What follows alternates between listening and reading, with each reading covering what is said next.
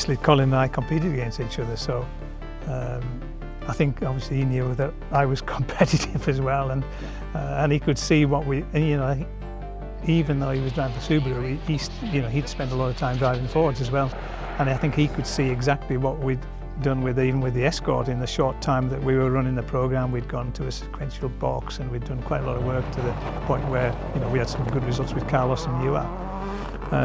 So yeah, I mean, there was obviously discussions, but then of course the real opportunity came when Ford said, right, they were finishing with the Escort, and the focus was going to be the Escort replacement. And you know, in fairness, they were the real driving force behind us trying to have Colin in the focus when they launched it for the '99 season.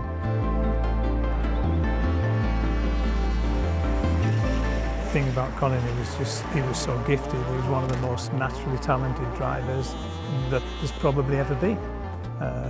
You know, the angles and everything that he could get a car to and get away with we haven't seen the likes, to be honest. I don't believe since the era of Colin.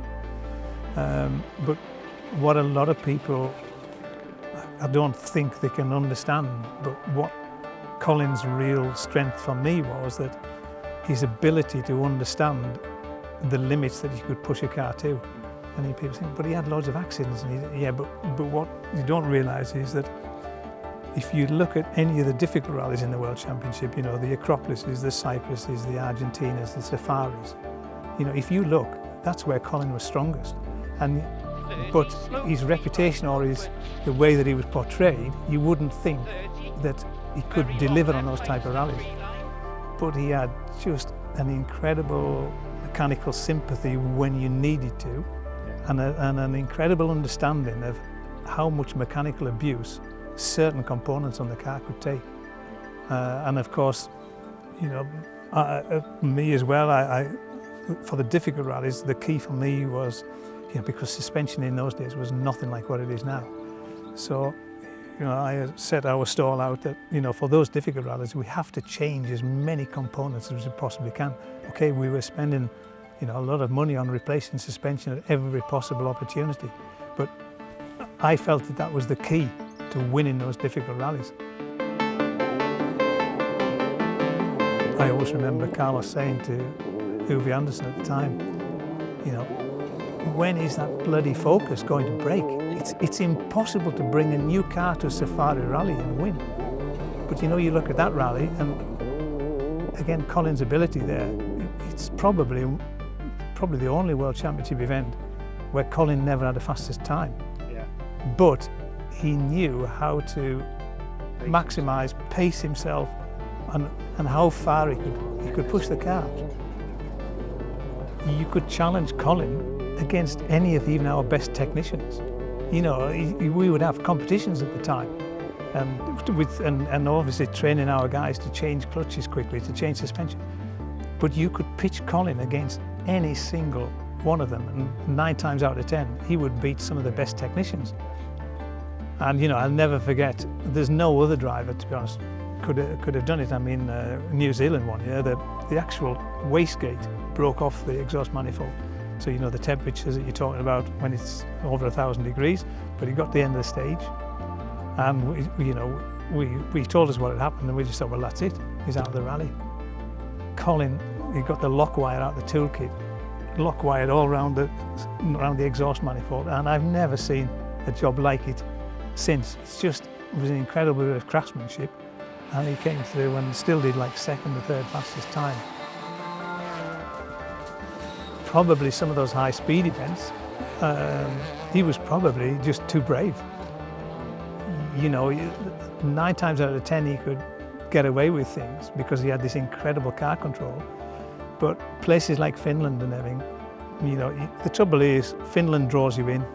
You get away with it once, you get away with it twice, and you think, it's fine. You know, you think, oh, I'm on the edge, and you get away with it. But to be honest, it's inevitable. Finland, Sweden, these fast rallies, they will bite you. And I think, you know,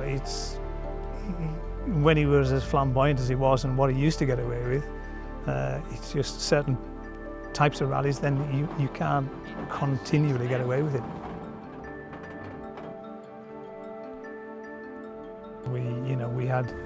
had too many mechanical issues. There's no question, but certainly 2001 was you can imagine it was a huge disappointment to everybody in the team, because in all honesty he had everything. To be honest, our car was good enough. He was more than good enough to win the championship, and yeah, that was probably goes down as one of the biggest disappointments also for him as well, I think.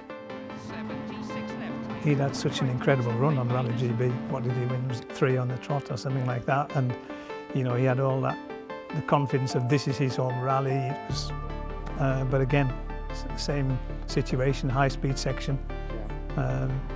Just cut the corner too much. That was it. Rallying was a bit different in those days, because there was still, you know, you still had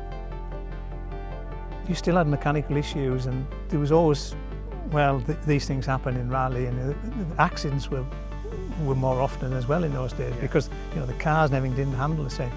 Whereas nowadays, you know, you've got this, touch wood, this great reliability.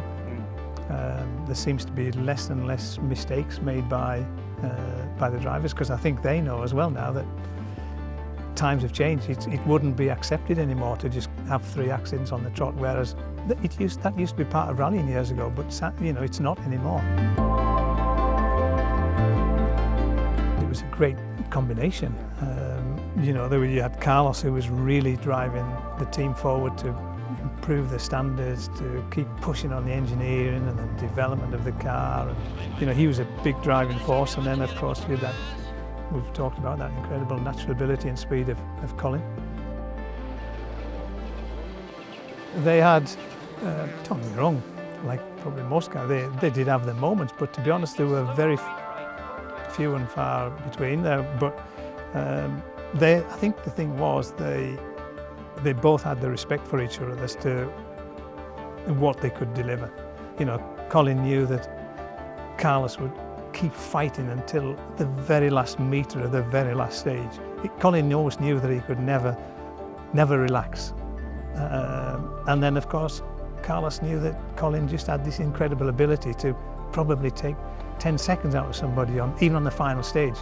So there was always this sort of immediate respect for each other in the team. It's a bit like we've probably talked about, you know, Elvin and Oit learning from Seb. I think, to be honest, I think Colin learned a lot from being in the team with Carlos at the time, because obviously Carlos, you know, was the ultimate professional, and